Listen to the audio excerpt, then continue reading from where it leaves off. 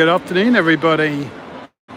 Good morning, wherever you are. Good afternoon. For us, it's about 5 p.m. here in Abu Dhabi. And we today are at Warner Brothers World Abu Dhabi. This is the world's largest, you can go ahead, world's largest indoor theme park. And it brings together themes from the Warner Brothers back catalogue, including the DC superheroes, the Looney Tunes, and the Flintstones. We're going to take you for a little walk around the park. We'll show you some of the different areas. And here's Danielle. There are 4 areas. I think we can go from here. Maybe we'll walk in Bedrock and just go clockwise around, right clockwise around. So yeah, we're going to go through the park, show you around. You actually enter into the park just straight up ahead, and it brings you into this kind of like Hollywood themed center courtyard, which has restaurants and some stores. And it has, from there, you can branch off to each of the different areas. They're all interconnected though, so it's quite an easy park to get around. Although it's billed as the world's largest indoor theme park, compared to a regular outdoor theme park, it is actually rather compact. All the entrances to the rides are all fairly close together, so it is quite easy to get around. They have these queue line boards which tells you how long the waits are.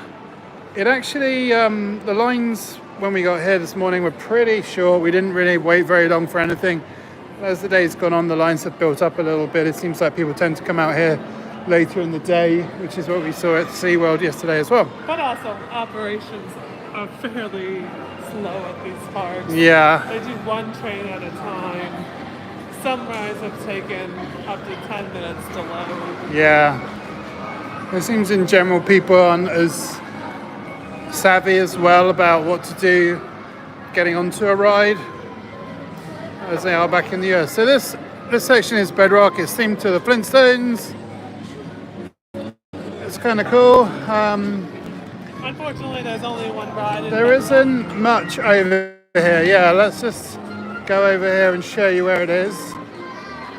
There's a couple of restaurants, I think, or snack center restaurant. Yeah. They have a burger that's built for like 4 people, so it's a huge burger. They also have a tomahawk steak, if you're hungry. There is one right here. It's called Bedrock River Adventure, which I believe is like a sort of dark ride. It's a water. And a flume sort of crossed together. But it's closed. Closed today. Kind of sad that we missed that, but that's life. Coming to the parks, there's always going to be something, always a reason to come back.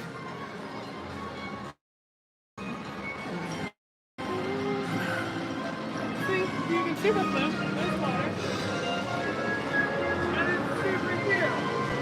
Yeah. Oh, that kind of It looks like they're probably cleaning or painting or something, but like all the sections of this park, it has really nice theming. Everything is very well themed, very elaborate. They've definitely done a good job of capturing the aesthetic of the different themes they've chosen and really got into it with it. This is the Bronto burgers and ribs. You can get the tomahawk steak.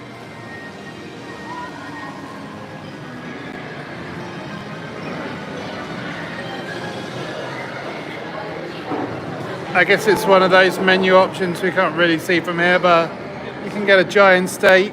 Or you can get a burger for like 4 people. There's the tomahawk. Oh, there you go. Black Angus tomahawk steak for 200 dirhams. That's what, about $50? Yeah. So the next section we're heading into is called Dynamite Gulch. This is themed, I guess, to sort of, well, it's a mix really of Jetsons, Roadrunner, but the main ride is the Fast and Furious. Yes, it really is called that. This is, I think, is Intamin suspended family coaster. It's pretty fun actually. It's Please remain seated at all times. It loads over the back there and has a drop in the dark, and then it comes out the back and sort of weaves around these this rock work and canyons. This is actually themed to Wile E. Coyote, and it's like all the funny like little Acme traps he uses to try and catch a road runner. Meep meep. Beep, beep. I don't know if it's going at the moment, or it could just be waiting for people to get on. Oh yeah, I can see it in the station. Well, you can show the bottom. Yeah. In the meantime, Marvin the Martin crater crashes.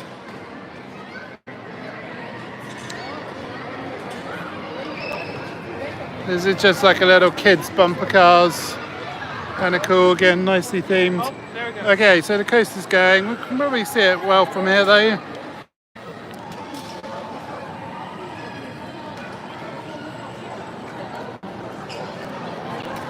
And you can see on the ceiling is clouds. The lights are clouds. It's very kind of weird lighting in here. I've been trying to get some good photos, but it's difficult with the weird cloud lighting. So we'll see how stuff turns out. I'll share what I can on Instagram.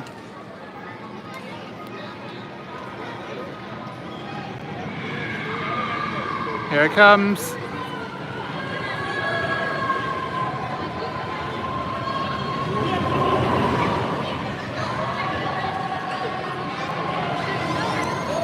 It's quite a short ride with a small train as well, so they're only doing one train operations, which means the line can get kind of long for that. Please keep hands and legs inside the ride vehicle at all times. Yosemite Sam's Rootin' Tootin' Gas is the store, and there's the man himself meeting and greeting with park guests.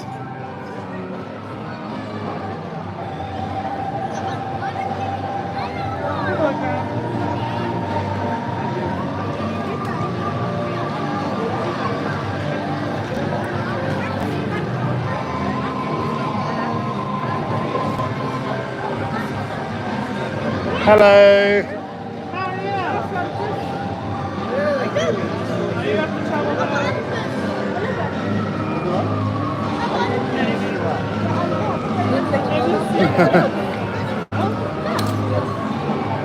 Oh, I like your maze. There's so many times. Thank you. That's like, did you see this? Go mining. No. There's no gold in there though, but that's cool.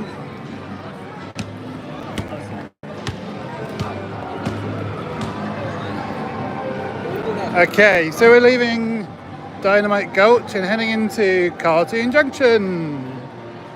This is themed to all sorts of different cartoons. There's the Looney Tunes, Scooby-Doo, History Museum, I think it was called. This is one of several trackless dark rides here. This was probably my favourite of the dark rides. They're all very kind of elaborate. They have nice facades and good theming and stuff inside, so we definitely recommend that. Way different to like the painted flat dark Scooby-Doo dark rides like Boo Blasters. And right next door to it is Tom and Jerry's Swiss Cheese Spin. This is actually a spinning roller coaster, indoor spinning roller coaster. I thought it was kind of cool actually. It wasn't crazy out of control spinning. It was more of just like a fun, very smooth. In the middle of the area is a carousel.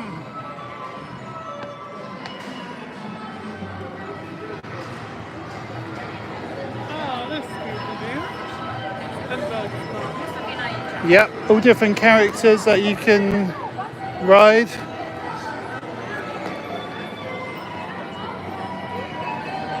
And in the background there is the Cartoon Playhouse. That is where there was like a little Meet Bugs Bunny show.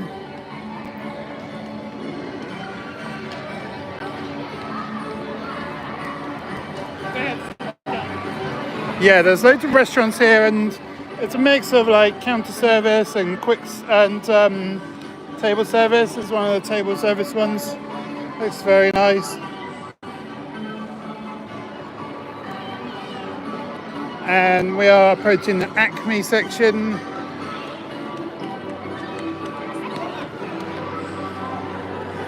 Through there in the Acme factory is like a big, I guess like a kids playground and a couple of smaller flat rides for kiddies. And then round here is Annie Mayhem. This is another trackless dart ride. This one though has a shooting component. Well, it's not really shooting, it's barcode scanning. It's very similar to Toy Story Mania, that kind of ride where you are sort of like firing out the different screens which interact with how well you do. Danielle scored pretty well on that one. And then this like little dark passageway is taking us through to Gotham City, of course from the Batman movies, and all the different Batman villains are represented here in various ways.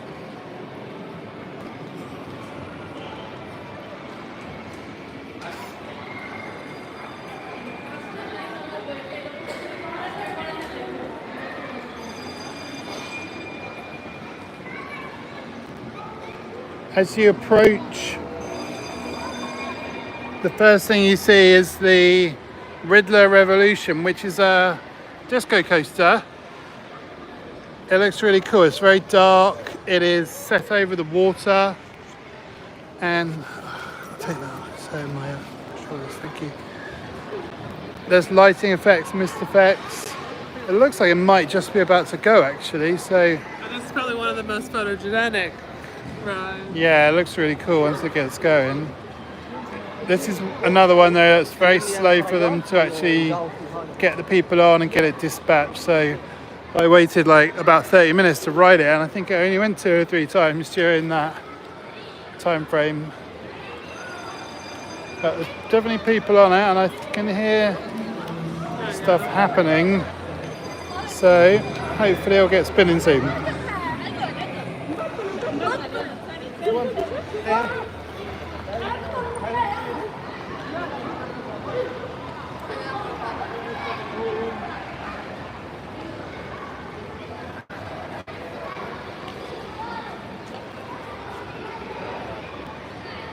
It's definitely quite funny riding one of these indoors. I've never done that before.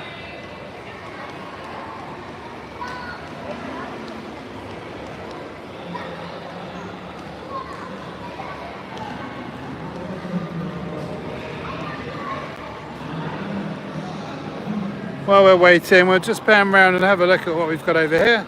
The Mr. Freeze ice cream truck. See what they did there. Had sorbet and ices and things like that for sale.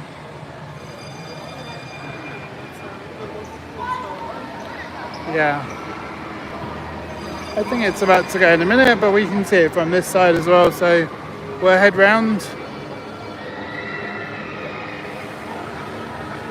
You can probably see in the background there, maybe, there is the Scarecrow Scare Race, which is like one of those Zamperla air race rides that it also lifts up into the air while it's going. That's probably one of the craziest looking flat rides here. You want to go ride that? No, not today. And in the background was the Joker Funhouse. That's kind of like a mirror maze with a few other little fun effects thrown in. Again, you can see the theming in this area is like really well detailed, really well done.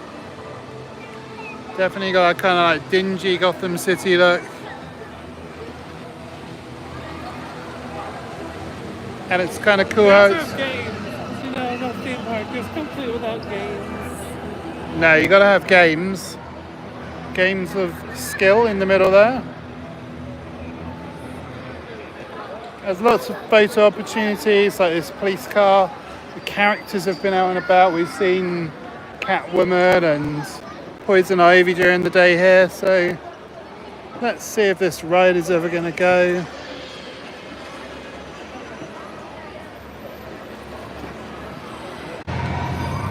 Okay, I think we're back on. Sorry about that. Here it comes. No, not quite. You can see the mist is spraying. It looks really cool through the lights.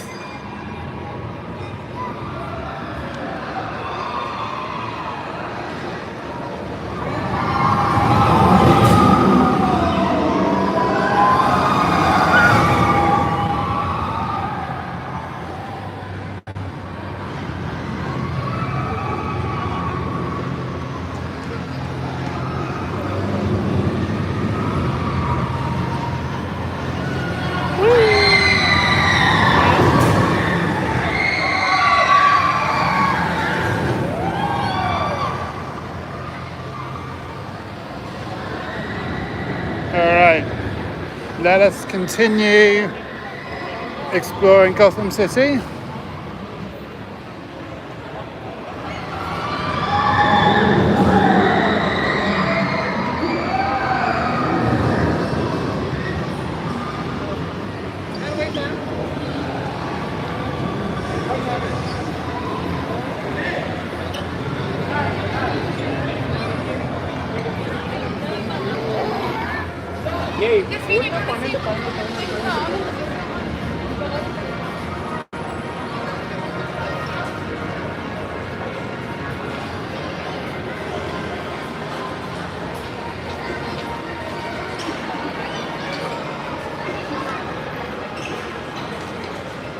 Through these doors is Batman Night Flight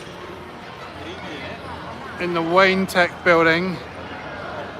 This was a, it's kind of like Harry Potter and the Forbidden Journey. The ride system is pretty much the same as that, but of course it's themed to Batman fighting crime. That was a pretty cool ride. It's very well done. Again, it's like a very high-tech trackless dark ride with all the bells and whistles. And as we continue, Gotham City sort of blends into Metropolis, the home of Superman, Lois Lane. She's wearing the cape. Yes, if you've ever been to a Six Flags park, you've probably seen these. There's a lot of similarity between this place and Six Flags in terms of the themes that they've chosen. But this one's very clean. This is much more clean, the theming is a lot more impressive, the rides are much more high-tech. Oh yeah, and there's Wonder Woman meeting her fans.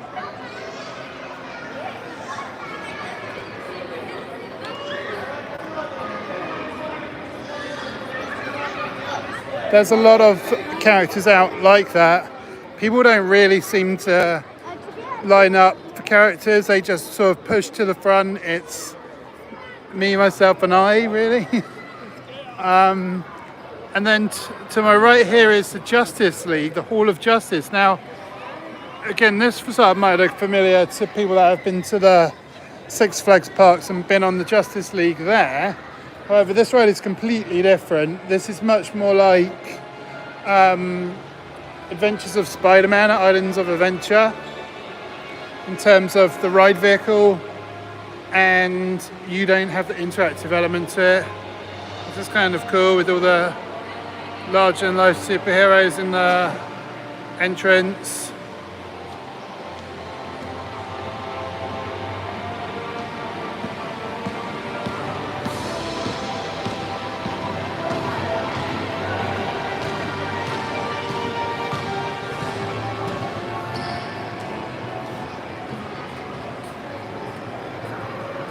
And again, there's lots of cafes and restaurants as we walk through. Here on the left is Ace of Clubs, a restaurant. We had our lunch here. Danielle had a quesadilla. I had a shawarma wrap with French fries. I think they were both very nice. You could have done with a bit more cheese. Yep. But mine was delicious. It was more of a chicken. More of a chicken wrap type thing, wasn't it? Yeah, fried. Deep, I don't know.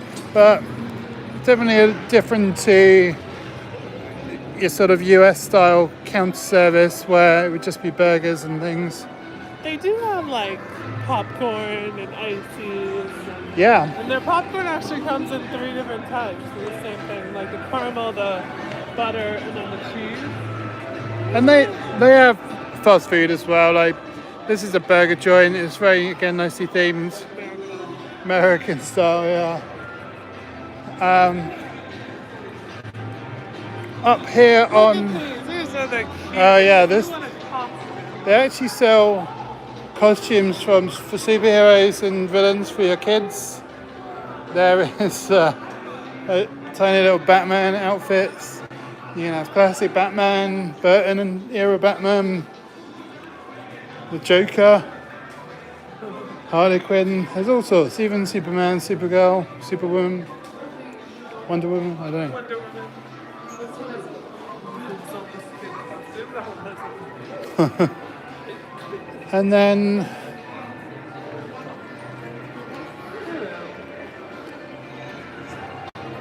straight across here is Superman 360, which was a kind of a weird 360 movie that we watched.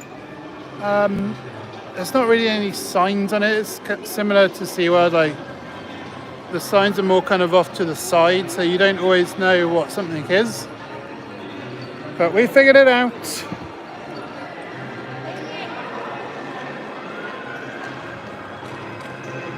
And then another gift store. This one has, yeah, this is like the main gift store, but it's still pretty small.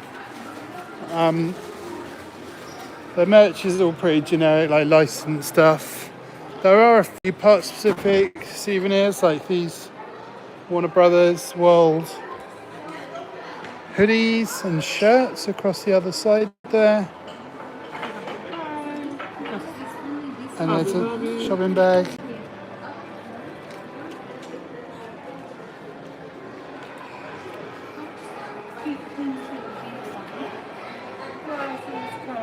Mugs, water bottles. But it's mostly superhero stuff. And then we're heading out of the park now. We've finished our day here. We've been here probably 6 hours. We've taken it at a fairly leisurely pace, but we've been able to get everything done. Yeah, it opened at 11. I think it closes at 7. Yeah. Here's it. Do you want to get more maps? Yeah. Over there.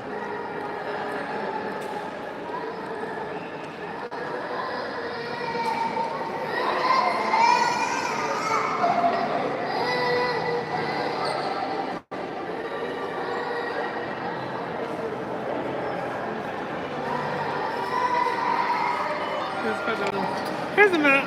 Map of the park. You can see we walked from Bedrock round.